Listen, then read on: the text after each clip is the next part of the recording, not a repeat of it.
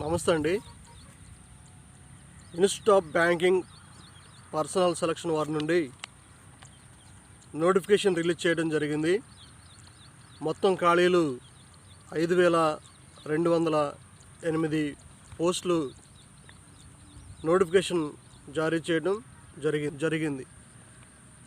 ఈ యొక్క ఐబిపిఎస్ వారి యొక్క నోటిఫికేషన్ ప్రకారంగా చూసినట్లయితే 5208 పోస్టులకు భర్తీ చేయడానికి ఆయా బ్యాంకుల వారి నుండి రిక్రూట్మెంట్ అన్నటువంటిది జారీ చేయడం జరిగింది.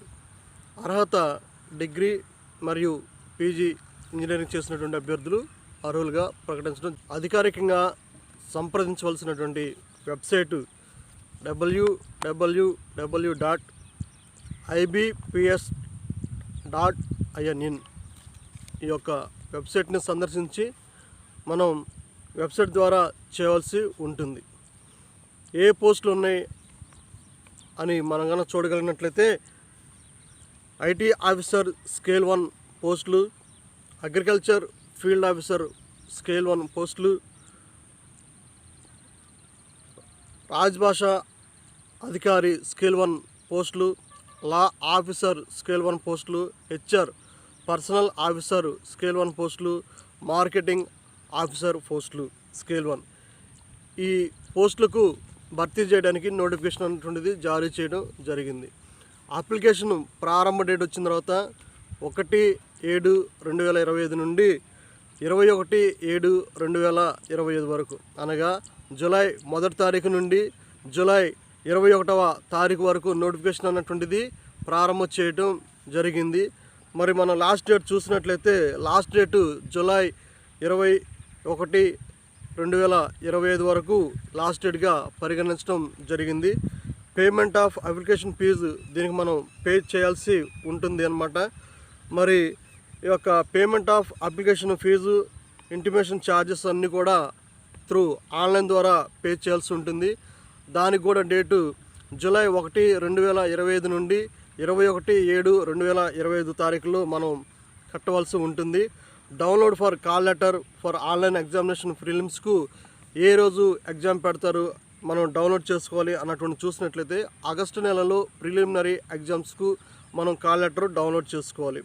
ఆన్లైన్ ఎగ్జామినేషన్ ప్రిలిమినరీ ఎప్పుడంటే ఆగస్టు నెలలోనే ప్రిలిమినరీ ఎగ్జామినేషన్ అన్నటువంటిది కండక్ట్ చేయడం జరుగుతుందన్నమాట. మరి ఆన్లైన్ ప్రిలిమినరీ ఎగ్జామినేషను మరి ఎప్పుడంటే సెప్టెంబర్ 25, 2025న ఈ యొక్క సెప్టెంబర్ నెలలో రిజల్ట్ అన్నటువంటిది ఆన్లైన్ జరిగినటువంటి ప్రిలిమినరీ ఎగ్జామ్స్ ఆ యొక్క ఎగ్జామ్ యొక్క రిజల్ట్ను సెప్టెంబర్ మాసంలో రిలీజ్ చేస్తారు. Download for call letter for online examination main, ఈ యొక్క ప్రిలిమినరీ ఎగ్జామ్ పాస్ అయినటువంటి అభ్యర్థులు మెయిన్ ఎగ్జామ్స్కి అర్హులుగా ప్రకటించడం జరుగుతుంది. మెయిన్ ఎగ్జామ్ ఎప్పుడని మనం చూసినట్లయితే సెప్టెంబరు లేదా అక్టోబరు 2025 సంవత్సరంలో ఈ యొక్క మెయిన్ ఎగ్జామ్ అన్నటువంటిది కండక్ట్ చేయడం జరుగుతుందన్నమాట. ఈ మెయిన్ ఎగ్జామ్ కూడా ఆన్లైన్ ఎగ్జామ్స్ మాత్రమే రాయవలసి ఉంటుంది. మీ మెయిన్ ఎగ్జామ్ ఏ మాసంలో జరుగుతుందంటే నవంబర్ మాసం 2025 సంవత్సరంలో జరుగుతుందన్నమాట. దీనికి declaration of rules main examination ఎప్పుడని మనం చూసినట్లయితే నవంబర్ నెలలో 2025 సంవత్సరంలో జరుగుతుంది. మరి conduct of interview main exams అయిపోయిన తర్వాత ఇంటర్వ్యూ కండక్ట్ చేస్తారు. ఇక ఇంటర్వ్యూ కండక్ట్ చేస్తారు. పాస్ అయినటువంటి అభ్యర్థులందరూ కూడా ఇంటర్వ్యూ కండక్ట్ చేసి వారిని ఇంటర్వ్యూ ద్వారా ఎంపిక చేస్తున్నారు. పర్సనల్ అలాట్మెంట్ ఎప్పుడు జరుగుతుందని మనం చూసినట్లయితే ఈ యొక్క పర్సనల్ అలాట్మెంట్ అన్నటువంటిది జనవరి లేదా ఫిబ్రవరి మాసంలో ఈ యొక్క పర్సనల్ అలాట్మెంట్ అన్నటువంటిది జరగడం మనం చూస్తున్నాం. ఎందుకంటే జూలై నెల నుండి ప్రారంభమై మరి ఫిబ్రవరి నెలలో ఈ యొక్క నోటిఫికేషన్ అన్నటువంటిది మరి కంప్లీట్ అయిపోయి రిటన్ టెస్ట్ మెయిన్ ఎగ్జామ్స్ అన్నీ కూడా పాస్ అయ్యి ఇంటర్వ్యూస్ కూడా అయిపోయిన తర్వాత మరి వీళ్ళని అలాట్మెంట్ చేసుకోవడం మరి మనం చూసినట్లయితే ఫిబ్రవరి మాసంలో అలాట్మెంట్ చేసుకుంటారని మరి యొక్క నోటిఫికేషన్ ద్వారా ప్రకటించడం జరుగుతుంది. మనం చూసినట్లయితే ఏ పోస్టులు ఉన్నాయి, మరి ఏ బ్యాంక్ వారి నుండి యొక్క పోస్టులు మరి రిలీజ్ చేశారు అన్నటువంటిది మనం చూద్దాము. ఈ బ్యాంకులకు వచ్చిన తర్వాత మరి పార్టిసిపేట్ బ్యాంకింగ్ ఈ యొక్క 5208 పోస్టులో ఏ బ్యాంకులు పార్టిసిపేట్ చేస్తున్నాయో, ఏ బ్యాంకులు ఎన్ని ఖాళీలు ఉన్నాయో అన్నటువంటిది మనం సవివరంగా క్లుప్తంగా చూద్దాం. బ్యాంక్ ఆఫ్ బరోడా వారి నుండి 1000 పోస్టులు వేకెన్సీస్ ఉన్నాయి. అదేవిధంగా బ్యాంక్ ఆఫ్ ఇండియా నుండి 700 పోస్టులు ఉన్నాయి. బ్యాంక్ ఆఫ్ మహారాష్ట్ర నుండి 1000 పోస్టులు ఉన్నాయి. కెనరా బ్యాంక్ నుండి 1000 పోస్టులు ఉన్నాయి. సెంట్రల్ బ్యాంక్ ఆఫ్ ఇండియా వారి నుండి 500 పోస్టులు ఉన్నాయి. ఇండియన్ ఓవర్సీస్ బ్యాంక్ వారి నుండి 450 పోస్టులు ఉన్నాయి. పంజాబ్ నేషనల్ బ్యాంక్ వారి నుండి 200 పోస్టులు ఉన్నాయి. పంజాబ్ అండ్ సింధు బ్యాంక్ నుండి 358 పోస్టులకు మరి వీళ్ళు అందరూ కూడా కలిసి మరి పార్టిసిపేషన్ చేస్తున్నటువంటి బ్యాంక్స్ అన్నమాట ఇవి. ఈ బ్యాంక్స్లో మొత్తం కూడా 5208 పోస్టులు మొత్తంగా ఉన్నాయన్నమాట. అయితే ఈ యొక్క పోస్టుకి ప్రారంభ వేతనం ఎంత ఉంటుంది అని మనం కనుక చూసినట్లయితే ఈ యొక్క పోస్ట్కి అప్లై చేసినటువంటి వారు స్పెషల్ ఆఫీసర్ స్కేల్ 1 పోస్టులకు మరి ప్రారంభ వేతనం మనం చూసినట్లయితే బేసిక్ పే 48,480 రూపాయల నుండి ఈ యొక్క బేసిక్ పే అన్నటువంటిది మరి ప్రారంభించడం జరుగుతుందన్నమాట. మరి ఎలిజిబిలిటీ క్రైటీరియా మనం కనుక చూసినట్లయితే వారు భారతదేశంలో జన్మించిన వారై ఉండాలి, ఇండియన్ మరి సిటిజన్ అయి ఉండాలి, లేదంటే ఏ సబ్జెక్ట్ ఆఫ్ నేపాల్లో జన్మించినటువంటి వారై ఉండాలి, or a subject of Bhutan, or a subject of మరి ఈ యొక్క భారతదేశం సిటిజన్ వారసత్వం కలిగినటువంటి వారుగా ఉండాలని ప్రకటించడం జరిగింది. ఏజ్ దగ్గరికి వచ్చాక మనం చూసినట్లయితే ఏజ్ మరి మనకి ప్రకటించారు. మినిమం ఏజ్ 20 సంవత్సరాల నుండి మ్యాక్సిమం ఏజ్ 30 సంవత్సరాల వరకు ఇచ్చారనమాట. అయితే ఈ యొక్క 20 సంవత్సరాల నుండి 30 సంవత్సరాల వయసు కలిగినటువంటి వారు ఏ డేట్లో బర్త్లో మరి వారు జన్మించి ఉండాలో అన్నటువంటిది కూడా ఇక్కడ మెన్షన్ చేయడం చాలా క్లియర్గా జరిగిందన్నమాట. బోత్ డేట్స్ ఇంక్లూసివ్ అనగా 2/7/1995 నుండి 1/7/2005 సంవత్సరాల మధ్య జన్మించినటువంటి వారుగా ఉండాలని ప్రకటించడం జరిగిందనమాట. మ్యాక్సిమం డేటు మరి 30 సంవత్సరాలు ఇచ్చారు. అయితే ఏజ్ రిలాక్సేషన్ అన్నటువంటిది ఇక్కడ ప్రకటించడం జరిగింది.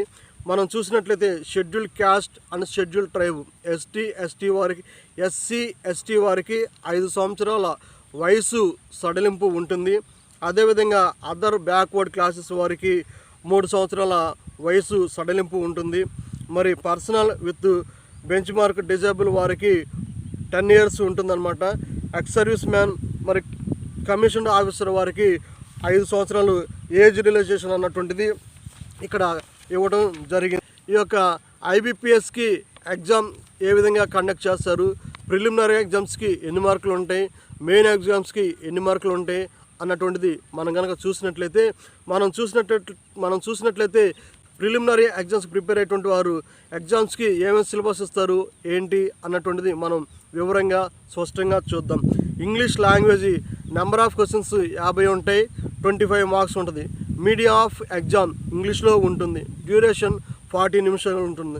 రీజనింగ్కి వచ్చిన తర్వాత 50 క్వశ్చన్లు ఉంటాయి, 50 మార్క్స్ ఉంటాయి. ఇంగ్లీష్ అండ్ హిందీలో ఎగ్జామ్ ఉంటుంది, మరి డ్యూరేషన్ 40 నిమిషాలు ఉంటుందన్నమాట. జనరల్ అవేర్నెస్ నుండి 50 క్వశ్చన్స్ ఉంటాయి, 50 మార్కులు ఉంటాయి. ఎగ్జామ్ వచ్చిన తర్వాత ఇంగ్లీషు హిందీలో ఉంటుంది, డ్యూరేషన్ వచ్చిన తర్వాత 40 నిమిషాలు ఉంటుందన్నమాట. అనగా టోటల్ 150 క్వశ్చన్లు ఉంటాయి. మార్క్స్ అవర్స్ వచ్చిన తర్వాత డ్యూరేషన్ 2 గంటల పరిధి ఉంటుంది. ఈ 2 గంటల పరిధిలో మనం 125 మార్కులకు మరి అటెంప్ట్ చేయవలసి ఉంటుంది.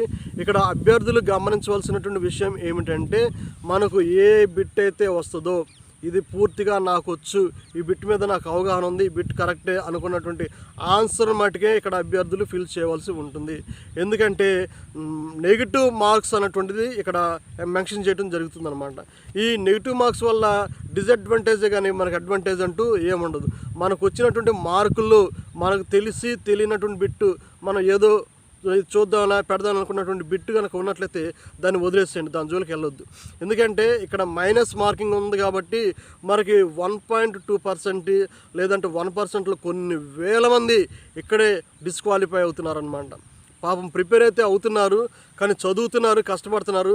ఈ మైనస్ నెగిటివ్ మార్కింగ్ దగ్గర తెలియని బిట్టులు పెడతాం వల్ల మనకు వచ్చినటువంటి మార్కులు కూడా మైనస్ అవటం వల్ల మనం ఈ యొక్క ఎగ్జామ్లో క్వాలిఫై కాలేకపోతున్నాం. ఇక్కడ ఏంటంటే మనం చూసినట్లయితే ప్రతి ఒక్క ఎగ్జామ్లో కూడా మనం పాస్ అవ్వాలి. ఇంగ్లీష్ లాంగ్వేజ్ పాస్ అవ్వాలి, రీజనింగ్ పాస్ అవ్వాలి, జనరల్ అవేర్నెస్, ఈ సెక్షన్లన్నింటిలో కూడా మనం పాస్ అయినట్లయితే మనం మరి మెయిన్ ఎగ్జామ్స్కి అర్హులుగా ప్రకటించడం జరుగుతుంది. అభ్యర్థులు మెయిన్ ఎగ్జామ్స్లో మొత్తం కూడా 60 మార్కులు ఉంటాయి. 60 మార్కులకి మరి professional knowledge number of questions 60 ఉంటాయి. మ్యాక్సిమం మార్క్స్ 60 ఉంటాయి. ఎగ్జామ్ వచ్చిన తర్వాత ఇంగ్లీషు, హిందీ ఎగ్జామ్స్ కండక్ట్ చేయడం జరుగుతుందన్నమాట. మరి ఇక్కడ మనం చూసినట్లయితే మరి ప్రొఫెషనల్ నాలెడ్జ్ ఆబ్జెక్టివ్లో 45 మార్కులు ఇస్తారనమాట. 45 క్వశ్చన్స్ ఇస్తారు. మ్యాక్సిమం మార్క్స్ వచ్చిన తర్వాత మరి పర్సనల్ నాలెడ్జ్కి మరి 2 కూడా కలిపి మొత్తం 60 మార్క్స్ ఉంటాయి. ఎగ్జామ్ వచ్చిన తర్వాత ఇంగ్లీషు, హిందీ ఉంటుంది. డ్యూరేషన్ కూడా మరి ఈ యొక్క ఇంగ్లీష్, హిందీలో ఉన్నప్పుడు డ్యూరేషను పర్సనల్ నాలెడ్జ్కి వచ్చిన తర్వాత 30 నిమిషాలు, మరి ప్రొఫెషనల్ నాలెడ్జ్కి వచ్చిన తర్వాత 30 నిమిషాలు. మరి మనం ఇక్కడ చూసినట్లయితే మరి ప్రొఫెషనల్ నాలెడ్జ్కి వచ్చిన తర్వాత 45 నిమిషాలుగా ప్రకటించడం జరిగిందనమాట. ఈ ప్రిలిమినరీ ఎగ్జామ్స్ పాస్ అయిన తర్వాత అభ్యర్థులు మెయిన్ ఎగ్జామ్లో కూడా పాస్ అయ్యి మరి వారు ఒక ఉన్నతమైనటువంటి జాబులు బ్యాంకింగ్ సెక్టర్లో రాణిస్తారని నేను తెలియజేస్తున్నాను. ఎగ్జామ్లో మరి ఐటీ ఆఫీసర్స్కి, అగ్రికల్చర్ ఫీల్డ్కి, హెచ్ఆర్ పర్సనల్కి, ఆఫీసర్స్కి అండ్ మార్కెటింగ్ ఆఫీసర్స్ కూడా ఈ యొక్క ప్రిలిమినరీ ఎగ్జామ్స్ అన్నటువంటిది కండక్ట్ చేయడం జరుగుతుంది. అయితే వీరికి ఎగ్జామ్లో కొద్దిగా మరి స్మాల్ మార్పులు చేయడం జరుగుతుంది. వీరికి ఏ విధంగా ఎగ్జామ్ కండక్ట్ చేస్తారు ఏంటి అన్నటువంటిది ఇప్పుడు మనం కనుక చూసినట్లయితే ఈ యొక్క ఐటీ ఆఫీసర్స్కి, అగ్రికల్చర్ ఫీల్డ్ ఆఫీసర్స్కి, హెచ్ఆర్ పర్సనల్స్కి ఆఫీసర్కి అండ్ మార్కెటింగ్ ఆఫీసర్స్కి ప్రిలిమినరీ ఎగ్జామ్స్ ఏ విధంగా ఉంటుంది అన్నట్టుంది మనం కనుక చూడగలిగినట్లయితే ఈ యొక్క ఇంగ్లీష్ లాంగ్వేజ్ ఉంటుంది. నెంబర్ ఆఫ్ క్వశ్చన్స్ 50 ఇస్తారు. మ్యాక్సిమం మార్క్ వచ్చిన తర్వాత 25 ఉంటాయి. మీడియం ఆఫ్ ఎగ్జామ్ వచ్చిన తర్వాత ఇంగ్లీష్లో ఉంటుంది. డ్యూరేషన్ వచ్చిన తర్వాత 40 నిమిషాలు ఉంటుందన్నమాట. రీజనింగ్ వచ్చిన తర్వాత 50 మార్క్స్లు ఇస్తారు. మరి 50 క్వశ్చన్స్ ఉంటాయి. మీడియం ఆఫ్ ఎగ్జామ్ వచ్చిన తర్వాత ఇంగ్లీష్ ఆర్ హిందీలో ఉంటుంది. డ్యూరేషన్ టైం వచ్చిన తర్వాత 40 నిమిషాలు ఉంటుందన్నమాట. క్వాంటిటేటివ్ యాప్టిట్యూడ్ ఇక్కడ మనం గ్రహించాలి. ఎందుకంటే లా ఆఫీసర్ అండ్ రాజ్భాష అధికారి వారికి general awareness with special reference and banking industrial దాంట్లో ఇచ్చారు. మూడవ దాంట్లో ఈ ఐటీ ఆఫీసర్స్కి, అగ్రికల్చర్ ఫీల్డ్ ఆఫీసర్స్కి వచ్చిన తర్వాత క్వాంటిటేటివ్ యాప్టిట్యూడ్ అన్నటువంటిది మెన్షన్ చేయడం జరిగింది. ఇక్కడ అభ్యర్థులు గమనించాలి. ఐటీ ఆఫీసర్స్కి ప్రిపేర్ అయ్యేటువంటి వారు, అగ్రికల్చర్ ఫీల్డ్కి ప్రిపేర్ అయ్యేటువంటి వారు, హెచ్ఆర్ మరి పర్సనల్ ఆఫీసర్ ప్రిపేర్ అయ్యేటువంటి వారు, మార్కెటింగ్ ప్రిపేర్ అయ్యేటువంటి వారు ఏమి సిలబస్ మనం ప్రిపేర్ కావాలి, ఈ యొక్క ప్రిలిమ్ ఎగ్జామ్ ఏ విధంగా ఉంటుంది, ఆ యొక్క ప్రిలిమినరీ ఎగ్జామ్స్కి ఏమేమి సబ్జెక్టులు ఇస్తారు అన్నటువంటిది మనం ఇక్కడ క్లుప్తంగా చూస్తున్నాం అనమాట. ఈ యొక్క మరి క్వాంటిటేటివ్ యాప్టిట్యూడ్ అన్నటువంటిది మెన్షన్ చేయడం ఇక్కడ జరిగింది. అభ్యర్థులు ఇక్కడ ఈ విషయాన్ని గమనించవలసి ఉంటుంది. హౌ టు అప్లై, మనం ఏ విధంగా అప్లై చేయాలి, దీనికి ఫీజు డ్యూరేషన్ కూడా పే చేయవలసి ఉంటుంది. మనం ఫీజు కట్టవలసి ఉంటుందన్నమాట. ఈ ఫీజు అన్నటువంటిది ఆన్లైన్ ద్వారా మాత్రమే మనం పే చేయవలసి ఉంటుంది. మరి ఆఫ్లైన్ మోడ్ అన్నటువంటిది అలాంటిది లేదు. ఈ ఫీజు షెడ్యూల్ కూడా 1/7/2025 నుండి 21/7/2025 వరకు ఈ యొక్క డేటుల్లో మనం ఫీజు చెల్లించవలసి ఉంటుంది. ఈ ఫీజు ఏ విధంగా కట్టాలి, ఎంత కట్టాలి అన్నటువంటిది మనం కనుక చూసినట్లయితే 175 రూపాయలు విత్ జిఎస్టీతో కలిపి ఎస్సీ, ఎస్టీ, పీడబ్ల్యూబీసీ బీడీ క్యాండిడేట్లు 175 రూపాయలు ఫీజు ఈ ఆన్లైన్లో చెల్లించవలసి ఉంటుంది. అదేవిధంగా మిగతా ఉన్నటువంటి ఫర్ ఆల్ అదర్స్ క్యాస్ట్ వారు 850 రూపాయలు ఇంక్లూడింగ్ జిఎస్టీతో కలిపి ఈ యొక్క ఫీజు అన్నటువంటిది కట్టవలసి ఇక్కడ మెన్షన్ చేయడం జరిగిందనమాట. ఈ ఫీజు అన్నటువంటిది మ్యాండేటరీ కంపల్సరీగా కట్టాలి. మనం చూసినట్లయితే మరి ఏ కేటగిరీగా ఎన్ని పోస్టులు ఉన్నాయి, ఏ బ్యాంకుల్లో వేకెన్సీస్ ఉన్నాయి, వీటి యొక్క వివరాలు ఇప్పుడు మనం క్లుప్తంగా, వివరంగా, స్పష్టంగా మనం చూడగలుగుతామన్నమాట. బ్యాంక్ ఆఫ్ మహారాష్ట్ర వారి నుండి ఎస్సీకి 12 పోస్టులు ఉన్నాయి, ఎస్టీకి 6 పోస్టులు ఉన్నాయి, ఓబీసీ వారికి 21 పోస్టులు ఉన్నాయి, మరి ఈడబ్ల్యూఎస్ వారికి 8 పోస్టులు ఉన్నాయి, యూఆర్ఆర్ వారికి 33 పోస్టులు ఉన్నాయి, టోటల్గా 80 పోస్టులు ఉన్నాయి. H1 ఒకటి ఉంది, మరి ఓసీలో ఒకటి ఉంది, ఐడీలో ఒక పోస్టుగా క్రియేట్ చేయడం జరిగింది. ఇండియన్ ఓవర్సీస్ బ్యాంక్ వారి నుండి మరి ఎస్సీ వారికి 12 పోస్టులు కేటాయించారు, ఎస్టీ వారికి 6 పోస్టులు కేటాయించారు, ఓబీసీ వారికి 21 పోస్టులు ఇచ్చారు, ఈడబ్ల్యూఎస్ వారికి 8 ఇచ్చారు, యూఆర్ వారికి 33 పోస్టులు కేటాయించారు. మొత్తం 80 పోస్టులు కేటాయించారు. H1 వారికి 1 పోస్టు, ఓసీ వారికి 1 పోస్టు, విఐ వారికి 1 పోస్టు కేటాయించడం జరిగింది. మరి పంజాబ్ నేషనల్ బ్యాంకు వారి నుండి మరి 22 పోస్టులు ఎస్సీ కేటాయించారు, ఎస్టీకి 11 పోస్టులు ఇచ్చారు, మరి ఓబీసీకి 40 పోస్టులు ఇచ్చారు, ఈడబ్ల్యూఎస్ వారికి 15 పోస్టులు ఇచ్చారు, యూఆర్ వారికి 62 పోస్టులు ఇచ్చారు. టోటల్గా 150 పోస్టులు శాంక్షన్ చేశారు. మనం చూసినట్లయితే హెచ్ఆర్ పర్సనల్ ఆఫీసర్ స్కేల్ 1 వారికి ఏ బ్యాంకుల్లో ఏ క్యాస్ట్కి ఎన్ని పోస్టులు కేటాయించారు అన్నటువంటిది క్లుప్తంగా మనం చూద్దాం. బ్యాంక్ ఆఫ్ బరోడాలో ఎస్సీ వారికి 1 పోస్ట్ కేటాయించారు, ఓబీసీ వారికి 2 పోస్టులు కేటాయించారు, ఈడబ్ల్యూఎస్ వారికి 1 పోస్ట్ కేటాయించారు, యూఆర్ వారికి 6 పోస్టులు కేటాయించారు. టోటల్గా 10 పోస్టులు ఉన్నాయన్నమాట. మరి మనం చూసినట్లయితే బ్యాంకింగ్ సెక్టర్ వారీగా ప్రకటించారు కాబట్టి ఐటీ ఆఫీసర్ స్కేల్ 1 వారికి ఏ పోస్టులు కేటాయించారు అన్నటువంటిది మనం చూసినట్లయితే మరి బ్యాంక్ ఆఫ్ మహారాష్ట్ర వారి నుండి ఐటీ ఆఫీసర్ పోస్టులకి ఎస్సీ వారికి 12 పోస్టులు ఉన్నాయి, ఎస్టీ వారికి 6 పోస్టులు ఉన్నాయి, ఓబీసీ వారికి 21 పోస్టులు ఉన్నాయి, ఈడబ్ల్యూఎస్ వారికి 8 పోస్టులు ఉన్నాయి, యూఆర్ వారికి 33 పోస్టులు ఉన్నాయి. మొత్తంగా 8 పోస్టులు ఇచ్చారు. మరి బ్యాంక్ ఆఫ్ ఇండియా మనం చూసినట్లయితే యూఆర్ వారికి 3 పోస్టులు కేటాయించడం జరిగింది.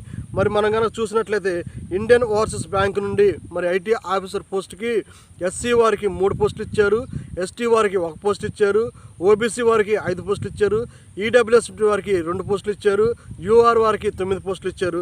టోటల్గా 20 పోస్టులు మెన్షన్ చేయడం జరిగింది. పంజాబ్ నేషనల్ బ్యాంక్ వారి నుండి ఎస్సీ కేటగిరీ వారికి 15 పోస్టులు కేటాయించడం జరిగింది, ఎస్టీ వారికి 7 పోస్టులు కేటాయించడం జరిగింది, ఓబీసీ వారికి 27 పోస్టులు కేటాయించడం జరిగింది, ఈడబ్ల్యూఎస్ వారికి 10 పోస్టులు కేటాయించడం జరిగింది, యూఆర్ వారికి 41 పోస్టులు కేటాయించడం జరిగింది. టోటల్గా 100 పోస్టు. H1 వారి హెచ్ఐ వారికి 1, ఓసీ వారికి 1, విఐ వారికి 1, ఐడి వారికి 1 పోస్ట్ కేటాయించడం జరిగిందనమాట. లా ఆఫీసర్ స్కేల్ 1 వారికి ఏ బ్యాంకులు ఏ సెక్టర్ వైజ్గా ఏ కాస్ట్ వైజ్గా ఎన్ని ప్రకటించారు అన్నటువంటిది మనం చూసినట్లయితే బ్యాంక్ ఆఫ్ ఇండియా వారి నుండి యూఆర్ వారికి 1 పోస్ట్ కేటాయించారు. బ్యాంక్ ఆఫ్ మహారాష్ట్ర వారి నుండి మరి 4 పోస్టులు, ఎస్సీ వారికి 4, ఎస్టీ వారికి 2, ఓబీసీ వారికి 8, ఈడబ్ల్యూఎస్ వారికి 3, యూఆర్ వారికి 13, టోటల్గా 30 పోస్టులు కేటాయించడం జరిగింది. మరి సెంట్రల్ బ్యాంక్ ఆఫ్ ఇండియా వారి నుండి ఎస్సీ వారికి 3 పోస్టులు, ఎస్టీ వారికి 1 పోస్టు, ఓబీసీ వారికి 6 పోస్టులు, తర్వాత ఈడబ్ల్యూఎస్ వారికి 2, యూఆర్ వారికి 13, మొత్తం 20 పోస్టులు. ఇందులో ఓసీ వారికి 1 పోస్ట్ కేటాయించడం జరిగింది. మరి మనం చూసినట్లయితే మార్కెటింగ్ ఆఫీసర్ సైడ్ కనుక చూడగలిగినట్లయితే మార్కెటింగ్ సైడ్ మనం చూడగలిగినట్లయితే మార్కెటింగ్ ఆఫీసర్ స్కేల్ 1 వారి వైజ్ మనం చూడగలిగినట్లయితే ఏ కేటగిరీకి ఎన్ని పోస్టులు ఇచ్చారు, ఏ బ్యాంకులో ఎన్ని పోస్టులు ఇచ్చారు అన్నటువంటిది మనం చూడగలిగినట్లయితే పంజాబ్ నేషనల్ బ్యాంక్లో ఎస్సీ వారికి 52 పోస్టులు కేటాయించారు, ఎస్టీ వారికి 26 పోస్టులు కేటాయించారు, ఓబీసీ వారికి 94 పోస్టులు కేటాయించారు, ఈడబ్ల్యూఎస్ వారికి 35 పోస్టులు ఇచ్చారు, యూఆర్ వారికి 143 పోస్టులు ఇచ్చారు. టోటల్గా 350 పోస్టులు. హెచ్ఐ వారికి 3 పోస్టులు ఇచ్చారు, ఓసీ వారికి 4, విఐ వారికి 3, ఐడి వారికి 4 పోస్టులుగా కేటాయించడం జరిగింది. అదేవిధంగా రాజ్ భాషా అధికారి స్కేల్ 1 వారికి ఎన్ని పోస్టులు కేటాయించారు మనం చూసినట్లయితే ఏ బ్యాంకులో ఎన్ని ఉన్నాయి, ఏ కేటగిరీకి ఎన్ని కేటాయించారు మనం చూసినట్లయితే బ్యాంక్ ఆఫ్ బరోడా వారి నుండి ఎస్సీకి 3, ఎస్టీకి 1, ఓబీసీకి 6, మరి ఈడబ్ల్యూఎస్కి 2, యూఆర్ వారికి 11, టోటల్గా 23 పోస్టులు ఇచ్చారు. బ్యాంక్ ఆఫ్ ఇండియా వారి నుండి ఓబీసీకి 1 పోస్ట్ కేటాయించారు. బ్యాంక్ ఆఫ్ మహారాష్ట్ర వారి నుండి ఎస్సీకి 1, మరి ఓబీసీకి 2, మరి ఈడబ్ల్యూఎస్ వారికి 1, యూఆర్ వారికి 6 ఈ విధంగా కేటాయించడం జరిగిందనమాట. మనం చూసినట్లయితే ప్రతి ఒక్క బ్యాంకింగ్ సెక్టర్ నుండి కూడా పోస్టులు మరి రిలీజ్ చేయడం జరిగింది. మన ఇండియన్ ఓవర్సీస్ బ్యాంక్ వారి నుండి మనం చూసినట్లయితే ఎస్సీకి 2 పోస్టులు, ఎస్టీకి 1 పోస్టు, ఓబీసీకి 3 పోస్టులు, ఈడబ్ల్యూఎస్కి 1 పోస్టు, యూఆర్ఎల్ వారికి 7 పోస్టులు, టోటల్గా 14 పోస్టులు శాంక్షన్ చేయడం జరిగింది. పంజాబ్ నేషనల్ బ్యాంక్ వారి నుండి మనం చూసినట్లయితే ఎస్సీకి 1 పోస్టు, ఓబీసీకి 2 పోస్టులు, ఈడబ్ల్యూఎస్కి 1 పోస్టు, యూఆర్ వారికి 6 పోస్టులు, టోటల్గా 10 పోస్టులు కేటాయించడం జరిగింది. ఈ విధంగా ఆయా బ్యాంకుల వారి నుండి నోటిఫికేషన్ జారీ చేసి ఒక్కొక్క బ్యాంకు నుండి పోస్టులకి నోటిఫికేషన్ జారీ చేయడం జరిగింది. ఈ యొక్క వీడియో చూసిన మీరు ఐబీపీఎస్ వారి నుండి ఏ బ్యాంకులో ఎన్ని పోస్టులు ఉన్నాయి, క్యాస్ట్ వైజ్గా SC ST BC minority OC వారికి ఏ విధంగా కేటాయించారు, ఒక్కొక్క దాని గురించి క్లుప్తంగా స్పష్టంగా ఆ యొక్క ఐబీబీఎస్ వారు ప్రకటించినటువంటి పోస్ట్ గురించి మనం తెలుసుకున్నాం. ఈ యొక్క వీడియో చూస్తున్నటువంటి వారు ఈ యొక్క వీడియో నచ్చితే ఒక సబ్స్క్రైబ్ చేయండి, ఒక లైక్ చేయండి. మరి ఈ యొక్క వీడియోని మరి ఎవరైతే అన్ఎంప్లాయ్మెంట్ యూత్ ఉన్నారు, మరి ఇంజనీరింగ్ డిగ్రీ పీజీ చేసినటువంటి అభ్యర్థులు ఉన్నారు, వారికి ఈ యొక్క వీడియోని మరి పంపిస్తారని నేను ఆశిస్తున్నాను. మన వంతు సహకారంగా అన్ఎంప్లాయ్మెంట్ యూత్ వారికి తెలియజేద్దాం. ఎందుకంటే 5208 పోస్టులు మరి ఐబీపీఎస్ వారి నుండి రావడం శుభప్రదాయకం. మరి ఈ సంవత్సరం ఇన్ని పోస్టులకి మరి అన్ఎంప్లాయ్మెంట్ యూత్ అయినటువంటి వారు ప్రిపేర్ అయ్యి ఈ బ్యాంకింగ్ సెక్టర్లలో మరి ఏ ప్రిలిమినరీ మెయిన్ ఎగ్జామ్స్ ఇంటర్వ్యూలో పాస్ అయ్యి ఒక ఉన్నతమైన స్థితిలో ఉంటారని నేను ఆశిస్తున్నాను. మరి వారు ఈ యొక్క నోటిఫికేషన్లో ఇప్పుడు కనుక పెట్టుకున్నట్లయితే 2026 ఫిబ్రవరి కల్లా వారి యొక్క సీటుల్లో మరి వారి యొక్క ఉద్యోగాల్లో నియమితులై ఉంటారని తెలియజేస్తున్నాను. ఈ యొక్క వీడియోని చూసిన మీరు వీలైనంత వరకు సమాచారాన్ని తెలియజేస్తారని నేను ఆశిస్తున్నాను. ఈ యొక్క వీడియోని ప్రతి ఒక్క అన్ఎంప్లాయ్మెంట్ యూత్ ఎవరైతే ఉన్నారో డిగ్రీ చదివి వారందరికీ ఈ సమాచారాన్ని తెలియచేయండి. మన వంతు బాధ్యతగా వారికి సహకరిద్దాం. వారి యొక్క ఉద్యోగ విషయాలలో మన వీలైనంత వరకు వారికి తోడ్పాటు చేయగలిగినట్లయితే వారు 30 సంవత్సరాల్లో ఉద్యోగం సంపాదించినట్లయితే వారి యొక్క సర్వీసు మరి ఆ యొక్క ప్రమోషన్ బట్టి చాలా బాగా ఉంటుంది. కాబట్టి ఈ యొక్క వీడియోని చూసిన మీరు మీ ఫ్రెండ్స్కి అన్ఎంప్లాయ్మెంట్ యూత్కి చేరవేయండి, వారికి యొక్క సమాచారం తెలియజేయండి. మరి ముఖ్యంగా బ్యాంక్ ఎగ్జామ్ ఈ యొక్క ఐబీపీఎస్ బ్యాంక్ రాయబోతున్నటువంటి ఆ యొక్క అభ్యర్థులందరూ కూడా నా యొక్క శుభాకాంక్షలు తెలియజేస్తున్నాను. ఈ ఎగ్జామ్ రాస్తున్నటువంటి వారందరూ కూడా మరి ఉద్యోగాలతో స్థిరపడతారని నేను ఆశిస్తున్నాను. మీ అందరికీ థ్యాంక్ యూ.